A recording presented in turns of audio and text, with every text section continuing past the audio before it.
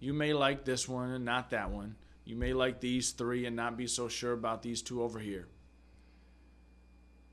But you're not voting on any of those people tomorrow. You're going to make a choice between Don Williamson and me, Dayne Walling. And I'm here taking time to ask for your vote. This is what I've done this whole campaign. I've knocked on over 8,000 doors. And I've done that not just to earn your vote, but because I know that as a person aspiring to lead in this community, that I have to have your trust and your confidence. You need to know something about who I am, and I need to know something about who you are, what you want for your kids, the kinds of jobs that you're looking for. You don't want me to just come in and lay out all kinds of ideas. You want me to listen to what you have to say and then see what I can do down at City Hall to make that happen for you. Dayne, if that's true, will you give them your cell phone number right now? I will. No, I you will, won't. Eric. Don't nobody. Ain't nobody got I got it Don's right cell here in phone my number. pocket. You'll give them your cell phone number? That's right. It's 280-7684. Say it again. It's 280-7684. What if that phone start ringing? I pick it up most of the time. Every once in a while, I'm somewhere where I can't get it. 280. That's right. 7684. Paul, I hope you can put that on the screen. This is a guy running for office who say he wants to meet you. He don't want you to say you didn't get a chance to meet him. He leaving you his cell phone number. Anybody watching this show should be able to tell others he give his cell phone number. So you call him. If he ain't there, leave him a voicemail. Let's see if he call you back. He trying to get your vote. Y'all should have a chance to talk. And I'm going to take this one step further because I also know that when people go to the polls tomorrow, they're not just voting for one individual. You can have my cell phone. You can give me a call at that 280-7684 number. But I also know that you want City Hall, and I mean everybody at City Hall, all 1,100 people who are paid with your taxpayer dollars. You want access to those people. You don't want to have to go through me to get everything done. And I'll appoint professional department heads who are committed to serving you. Let me just say one more thing, and we're going to have one phone number. It's going to take us more than a couple days to get this ironed out, but we'll have one phone number that residents can call for any city service. You're not going to have to do this thing anymore of calling 20 different departments and getting transferred and put on hold and leaving a message and never being sure who's ever going to do what. You're going to call one number. You're going to get a tracking number, a date. That's going to go to a neighborhood action team. Look, people are going to be working for you. In my city hall, people are going to work for you. And that's one of the big differences between me and my opponent. My opponent sees everybody as working for him. In my city hall, everybody's going to work for you, including me. And I'm going to wake up every day, 6 o'clock with my kids, get them off to school. Then I'm going to get into the office, get out to meetings, have an open door policy, and work for you every day as long as I have to make some good things start to happen here in Flint. Y'all see that guy cut me off on the Eric May show. This guy told me to hold up. I mean, tomorrow is the election. This guy ain't won yet, and he already telling me to hold up on the Eric May show. And I held up. What type of mess is that? But what I was fixing to say, Dayne, before you told me to hold up, and I did because I like you. You're a funny guy, but you're a good guy. You're a businessman, and I've got to know that. You're a smart guy. You're a Rhodes Scholar.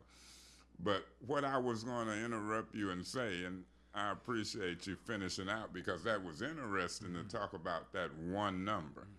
That's some more of this high-tech communication technology stuff. I know y'all use a lot of computers and y'all high tech, so that was interesting. I'm glad I held up for that, to learn that that one number I can call and then go to every different city service. But what I was going to zero in on was the appointees. Right.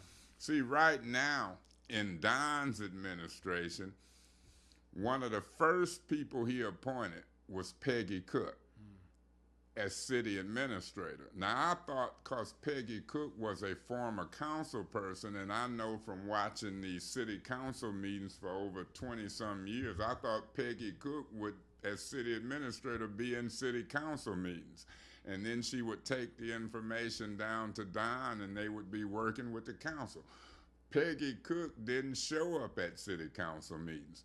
But I know one thing, because you seen Sam Riddle and Bob Leonard on the Bob Leonard show the other day.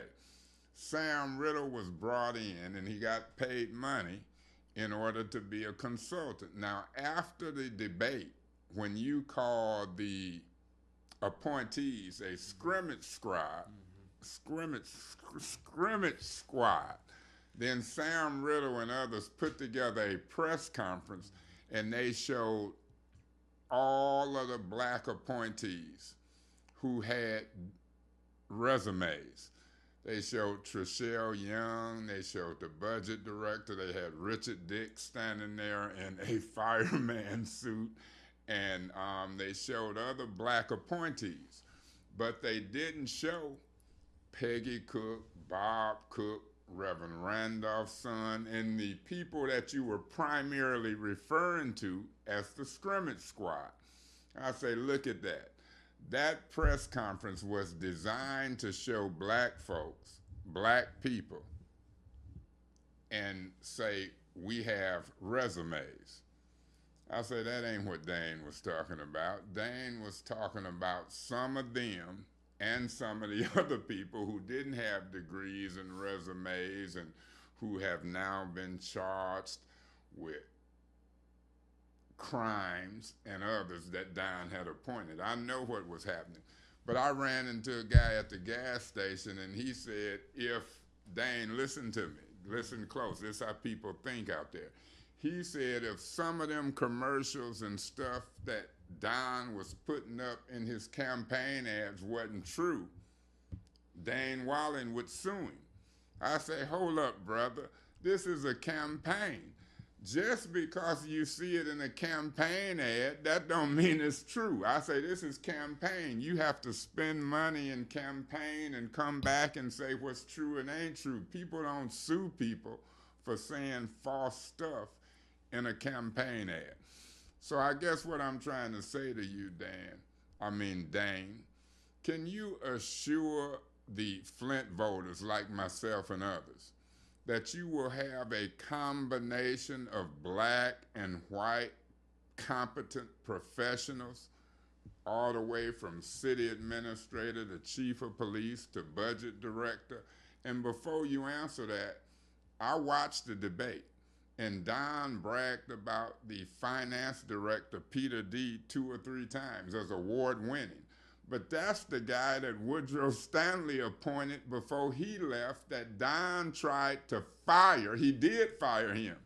And the state said, before you can take over, you got to put that guy back. So you got a combination of Woodrow Stanley appointees with Don and them knuckleheads that Don appointed.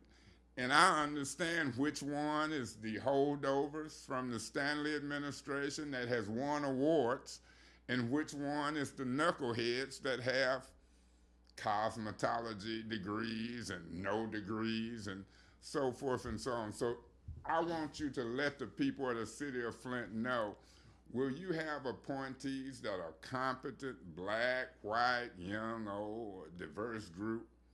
Talk about that. I will. I'll have a diverse representative administration. There'll be staff from top to bottom with not all professional white folks. It'll be diverse. Not all black folks. That's right. And there's nobody right now in the current administration's cabinet who has any ability to speak Spanish. We've got a Hispanic population here in the city of Flint. And there's not a single appointee who has